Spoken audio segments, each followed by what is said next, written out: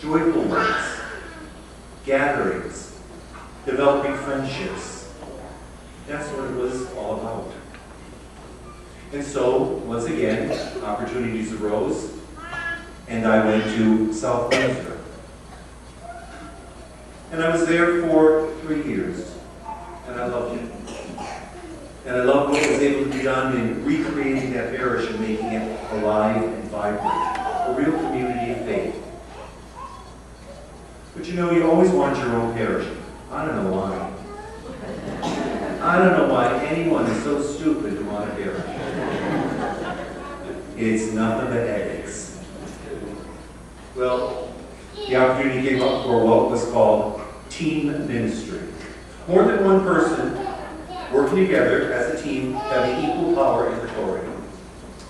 And we applied for St. Margaret Mary, for another parish in Unionville, Connecticut, and for Southbury, Connecticut. Now, Southbury was the area, excuse me folks, I know there's a lot of people here from Southbury. I really didn't want that parish. Because it was in nowhere land. It's sort of like Marlboro.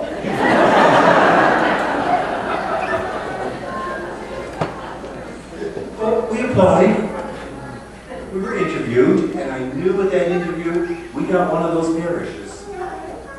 I was hoping it was South Windsor. And then I'm preparing for First Communion. I'm over in the church on a Friday afternoon, and I'm setting things up for Saturday morning. And the intercom rings, and it's the secretary, and she said, it's Father Barry on the phone. And Father Barry was the secretary to Archbishop Whalen. And if you got a call, you were getting an appointment. And I raced from the church to the rectory, trying not to be too out of breath and very casual, and I said, yes, Tom. And he said, I just want you to know that the Archbishop has assigned you as co-pastor of South. Not Southbury. And my heart dropped. It was not South Windsor, it was Southbury. And so I began that long, long road to Southbury. I applied for a visa because I thought I might have one. And found a community of almost 1,200 families in this one-time rural town that had suddenly changed because Route 84 went right by it. This little church on the hill that I had passed for years as I left my home from vacation to go back to the seminary and say, what a beautiful little church. It must be Lutheran because it has turquoise doors. It was Catholic. And it was become my parish. Our parish, there were two of us. And what a wonderful, wonderful experience occurred there. Expect the unexpected. Because not only was I to be a priest, I was also to be a contractor. To build a new church as well as a community. And to do something that was really in many ways astronomical. And for some strange reason, the Archdiocese had this policy of 12 years in one parish.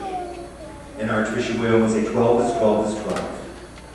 And I was there for almost 20 years. 20 years of utter joy. Because I've forgotten the bad parts. And then it was time for a new challenge. I needed a challenge, and I wanted the people of Southbury to have a new priest who would challenge them to a different way of doing things.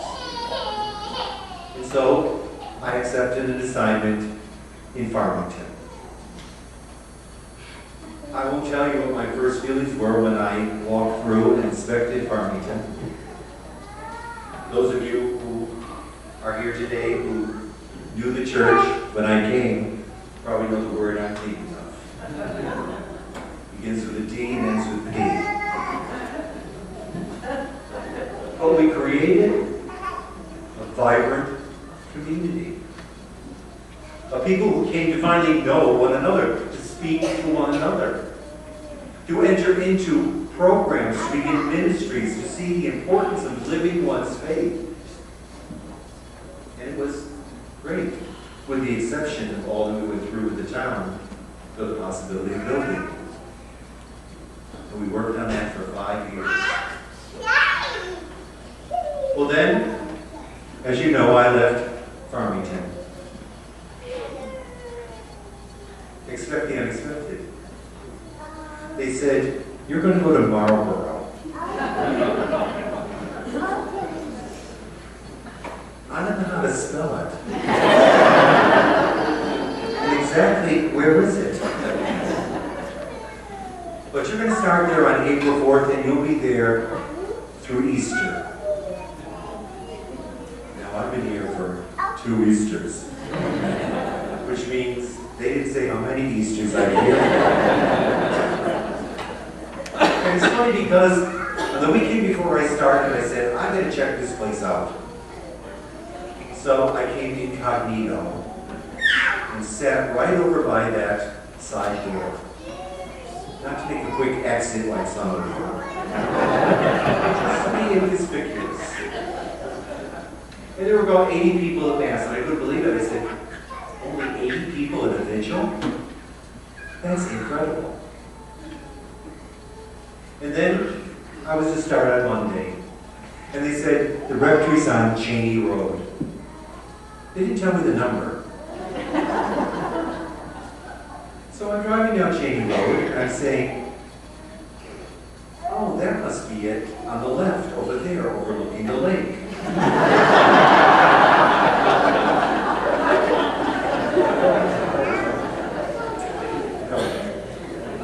Drove a little further. Well, that needs a little work, but it could be very nice. Drove a little further. I said, this must be it. You know the house with the green roof, the metal roof? Right on the water. I said, this must be it. Probably has a chapel in there. And someone told me you've gone too far.